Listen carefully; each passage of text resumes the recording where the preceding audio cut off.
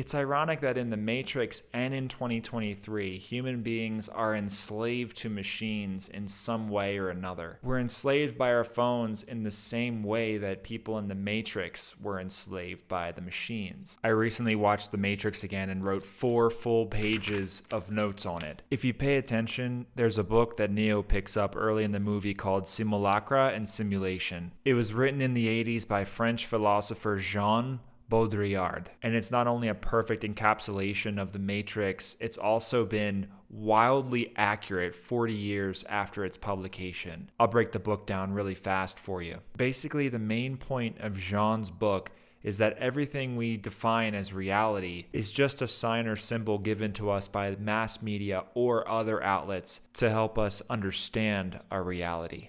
What, Tom? Take COVID-19, for example. How many times did we see COVID-19 represented as a graph of deaths on our television, computer screens, or mobile phones? This graph is just a symbol telling us how our war against COVID-19 was going. It's not real. The numbers might be correct, but it doesn't really get us closer to the reality of seeing somebody starving for air in a hospital bed while hooked up to a ventilator. In fact, it separates us from that reality so that we don't have to go through the uncomfortable experience of getting close to it. Furthermore, the discourse from elected officials or TV correspondents telling us how the war on COVID-19 is going is just a repackaged representation of the truth as well. You could use this same example with the war in Ukraine, right? For many of us, we know there's a war in Ukraine, but the only reality that we live in regarding the war is something that we heard on social media. For the people in Ukraine dealing with the war, their reality is completely different. They're seeing death and destruction in real time. They have to deal with what's going on in their country. They can't just listen to it on the news. They're actually dealing with it. The Matrix was released in 1999, and I bet you're already making connections between the film and Jean's book. Obviously, Neo lives in a simulated dream world that represents a reality that once was. Since it's so immersive, him and everybody else believe that it's real without a second thought. But the desk that Neo sits at for work isn't real. It's just a code in the Matrix representing what a desk should look like. And think about a desk in the real world, It's not the original desk that was created by God knows who hundreds of years ago. It's a copy of a copy of a copy of a copy of a copy of the original desk, right? And that's one of the points of Jean's book. So much of the world we live in is just a simulation of something that once existed but no longer does. And so much of what we consume in the media is a truth that is just a simulation of the actual truth, like COVID deaths or, the war in Ukraine. Right now, I'm represented by pixels on your computer screen, your mobile phone, or your television. This is a representation of my image captured by a camera and a microphone. It's new, by the way. But it's not really me. And who am I anyway? Which is another big question in The Matrix. Who am I? I'm just a dude who's been conditioned to believe certain things based on my upbringing and the videos I watched on YouTube and the people that I'm friends with and the society that I currently live in and my country and etc., etc. I own a Mustang. I'm a Mustang owner. But why am I a Mustang owner? Well, my dad had a Mustang and I think it looks really cool. And what made him want to get a Mustang? Well, probably like an advertisement on TV or something, right? My point is, he doesn't own a Mustang because that idea came from deep within him one day after he woke up.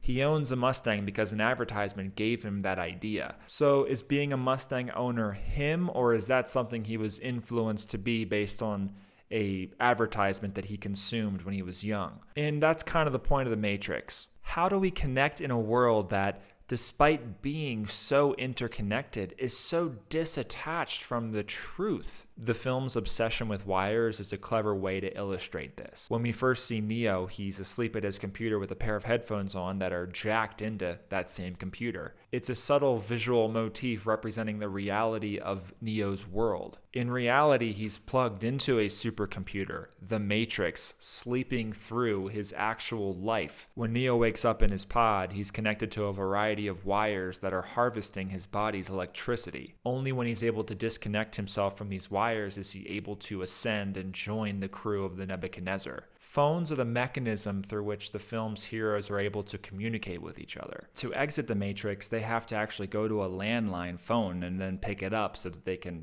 disappear. But when they're just communicating with each other, they're almost always using a wireless phone. That wired versus wireless phone example is a connection to the free people unplugged from the Matrix and enslaved people still plugged in. It's funny to revisit this movie in 2023 knowing full well that mobile phones have taken over our lives. We know that even though our mobile phones have wireless charging, they still control us more than anything we own. The Wachowskis never could have predicted, for example, how social media algorithms control human behavior and really kind of enslave us. And the most ironic part is that, like the Matrix, machines run these algorithms that are controlling us. It's a computer code that sources content for us and gives it to us on our YouTube or TikTok homepages. That's what the documentary The Social Dilemma was all about.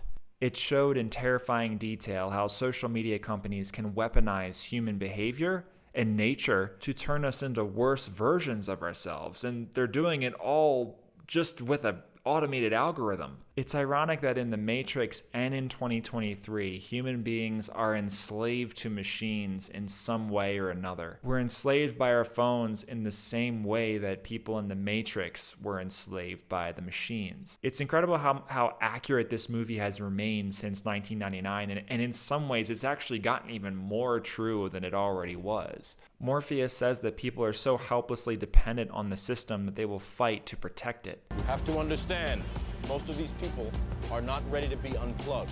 It reminds me of how helplessly dependent we are on technology, like our phones, to get us through life. Like, imagine Google Maps. We use Google Maps to direct us to our destination, but what we're seeing on screen, the visual representations of the streets and the geography, they aren't real either. It's just a representation of the world that we're currently traveling through. The Matrix was released in 1999, and it's funny watching the main characters use these ancient mobile phones because, we know how it is now. Ironically, what Morpheus says about us being dependent on the system is 100% right.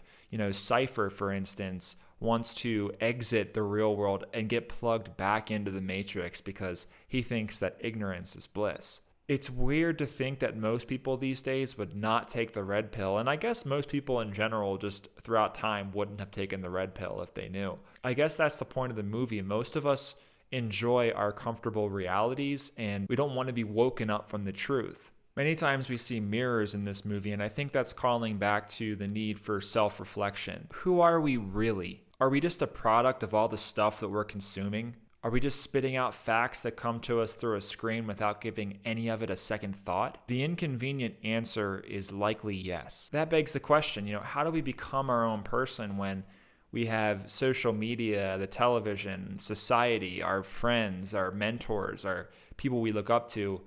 Can we become our own person when all of them are telling us to act a certain way? Well, we have to see things for what it is. It's a simulation. Not an actual simulation like The Matrix, but a semi-true world nonetheless. We have to wake up to the fact that everything that we're experiencing is just a copy of a copy of a copy of reality. We make a choice to unsubscribe, log off, delete accounts, take things with a grain of salt, question everything, and understand that it's really hard to get to the truth of something through one TikTok video or what somebody on the television told us. We have to accept that we're probably not experiencing reality all that much anyway, and we're probably not even our own person either. Waking up to that fact is step one, and I think everybody's capable of doing that. What's up, everybody? If you like this video, consider subscribing to my Substack. There is a written version of this video on there, and I come out with weekly film breakdowns over there, so I don't spam you too much. It's free to sign up. Link is in the description. I hope to see you over there. Thank you. Also, if you like the video, feel free to like and subscribe. It really helps me out a ton. Also, what do you think of my thoughts on The Matrix? What do you think of The Matrix in 2023 and how those messages have kind of held up over time? I'd love to get your opinion on that. Thank you all for watching. I'll see you next time. Bye-bye.